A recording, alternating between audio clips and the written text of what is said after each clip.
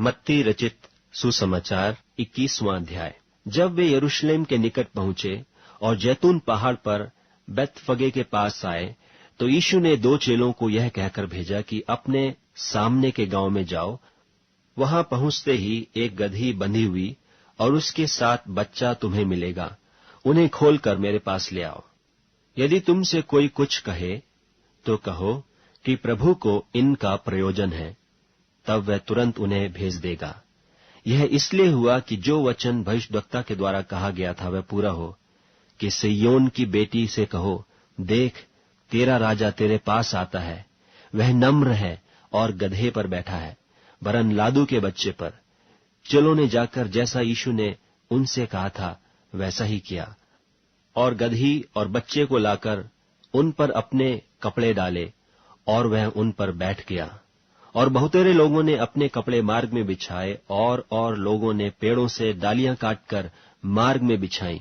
और जो भीड़ आगे आगे जाती और पीछे पीछे चली आती थी, पुकार पुकार कर कहती थी कि दाऊद के संतान को होशाना।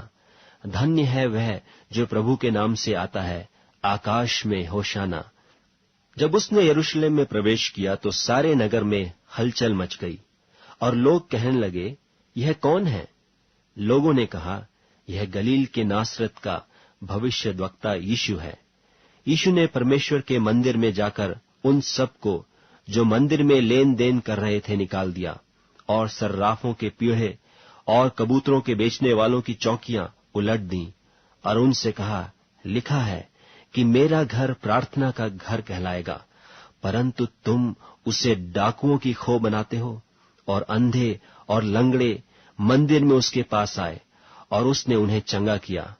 परंतु जब महायाजकों और शास्त्रियों ने इन अद्भुत कामों को जो उसने किए और लड़कों को मंदिर में दाऊद के संतान को होशाना पुकारते हुए देखा, तो क्रोधित होकर उससे कहने लगे, क्या तू सुनता है कि ये क्या कहते हैं? यीशु ने उनसे कहा, हाँ, क्या तुमने यह कभी नहीं पढ़ा कि बालकों और दूध पीते बच्चों के मुंह से तूने स्तुति सिद्ध कराई? तब वह उन्हें छोड़कर नगर के बाहर बैतनिय्याह को गया और वहां रात बिताई। भोर को जब वह नगर को लौट रहा था तो उसे भूख लगी, और अंजीर का एक पेड़ सड़क के किनारे देखकर वह उसके पास गया, और पत्तों को छोड़ उसमें और कुछ न पाकर उससे कहा, अब से तुझ में फिर कभी फल न लगे। और अंजीर का पेड़ तुरंत सूख गया। यह देखकर चेलों ने अचंभा किया और कहा, यह अंजीर का पेड़ क्यों कर तुरंत सूख गया? यीशु ने उनको उत्तर दिया कि मैं तुमसे सच कहता हूं, यदि तुम विश्वास रखो और संदेह न करो, तो न केवल यह करोगे जो इस अंजीर के पेड़ से किया गया, परंतु यदि इस पहाड़ से भी कहोगे कि उखड़ जा और समुद्र में जा पड़, तो यह हो जाएगा।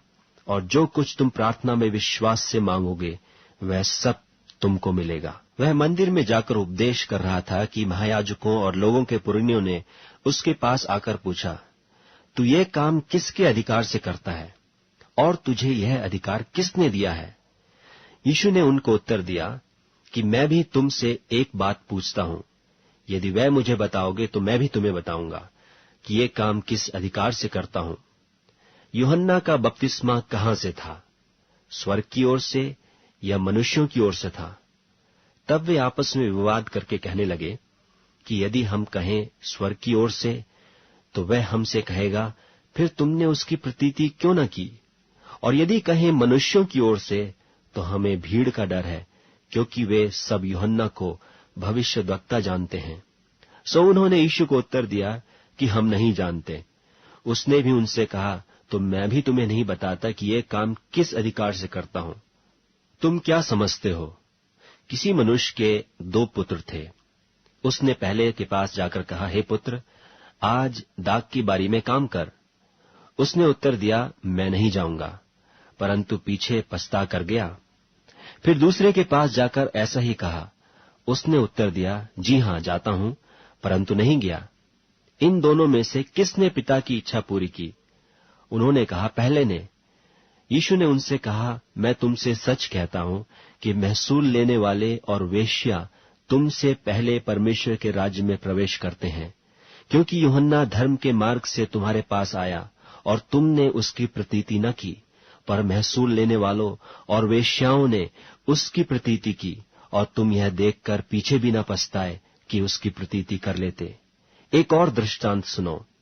एक गृहस्थ था जिसने दाख की बारी लगाई और उसके चारों ओर बाड़ा बांधा और उसमें रस का कुंड खोदा और गुम्मट बनाया और किसानों को उसका ठेका देकर परदेश चला गया। जब फल का समय निकट आया तो उसने अपने दासों को उसका फल लेने के लिए किसानों के पास भेजा, पर किसानों ने उसके दासों को पकड़ के किसी को पीटा और किसी को मार डाला और किसी को पत्थरवाह किया। फिर उसने और दासों को भेजा जो पहलों से अधिक थे, और उन्होंने उनसे भी वैसा ही किया।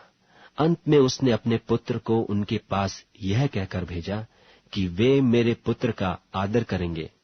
परंतु किसानों ने पुत्र को देखकर आपस में कहा, यह तो वारिस है, आओ उसे मार डालें और उसकी मिरास ले लें। और उन्होंने उसे पकड़ा और दाख की बारी के बाहर निकालकर मार डाला।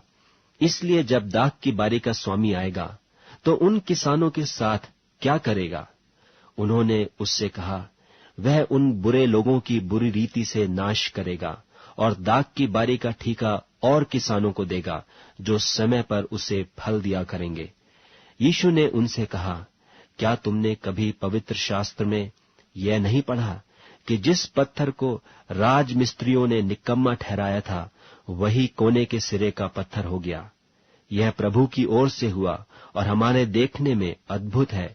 इसलिए मैं तुमसे कहता हूं कि परमेश्वर का राज तुमसे ले लिया जाएगा और ऐसी जाति को जो उसका फल लाए दिया जाएगा। जो इस पत्थर पर गिरेगा वह चकनाचूर हो जाएगा और जिस पर वह गिरेगा उसको पीस डालेगा। महायाजक और फरीसी उसके दृष्टांतों को सुनकर समझ गए कि वह हमारे विषय में कहता है, और उन्होंने उसे पकड़ना चाहा, परंतु लोगों से डर गए क्योंकि वे उससे भविष्यद्वक्ता जानते थे।